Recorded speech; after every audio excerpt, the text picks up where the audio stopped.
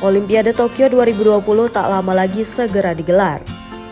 Pesta olahraga multi-cabang terbesar di dunia ini akan mulai dilaksanakan pada 23 Juli sampai 8 Agustus 2021 mendatang. Olimpiade musim panas edisi ke-32 ini sebetulnya dihelat pada tahun 2020. Akan tetapi, event mengalami pergeseran akibat pandemi COVID-19. Meski dihelat pada tahun 2021, nama yang digunakan tetap Olimpiade Tokyo 2020. Sebanyak 46 cabang olahraga hadir di Olimpiade Tokyo 2020 dan 5 cabur baru akan dipertandingan. Cabang olahraga baru terpilih merupakan cabur-cabur yang ditunjukkan untuk menarik perhatian para pemuda dan mencerminkan tren urbanisasi olahraga. Berikut 5 cabang olahraga baru di Olimpiade Tokyo 2020. Yang pertama ada karate.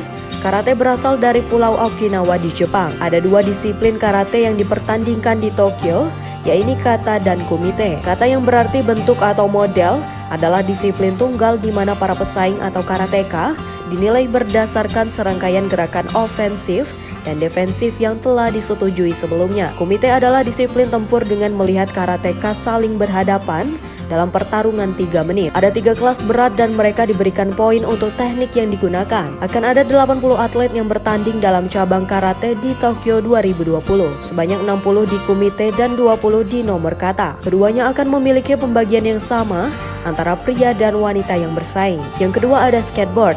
Ada 2 disiplin ilmu skateboarding, street dan park. Para atlet tampil secara individu dan diberi penilaian atas penampilan yang ditunjukkan. Skateboard jalanan melihat atlet menghadapi rintangan termasuk rel, tangga, trotoar, bangku hingga dinding. Mereka akan menggunakan setiap bagian itu untuk menunjukkan keterampilan dan trik selama batas waktu yang ditentukan. Skateboard taman berlangsung dalam lapangan atau lintasan berlubang. Kontestan menaiki lintasan turun dengan kecepatan untuk melakukan trik udara disertai dengan musik. Sebanyak 80 atlet akan bersaing dalam cabur skateboard dengan pria dan wanita bersaing di kedua disiplin. Yang ketiga ada panjat tebing. Di Olimpiade, para atlet akan bersaing di 3 disiplin panjat tebing, yaitu speed climbing, bouldering climbing, dan lead climbing. Untuk nomor speed, 2 atlet memanjat tembok setinggi 15 meter secara berdampingan pada rute yang sama. Atlet pertama yang sampai di atas adalah pemenang. Bouldering adalah tipe panjat tebing di mana pendaki harus menyelesaikan jalur setinggi 4,5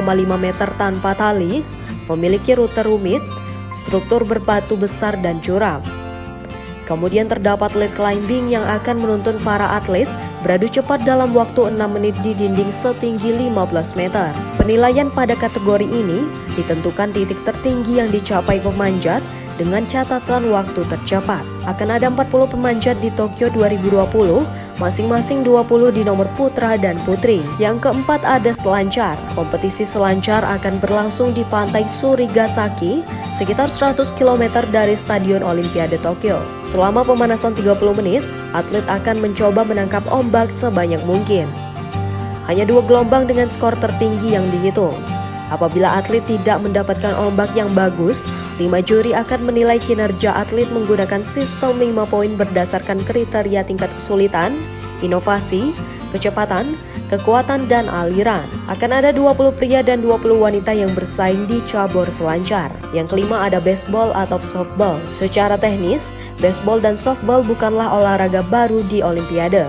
Tetapi olahraga ini belum pernah dipertandingkan di Olimpiade sejak Beijing 2008. Baseball dan softball memanfaatkan kemampuan memukul bola dan berlari untuk mencapai home plate. Dalam permainan baseball, pelempar akan melepas bola menuju hitter ke arah atas tangan.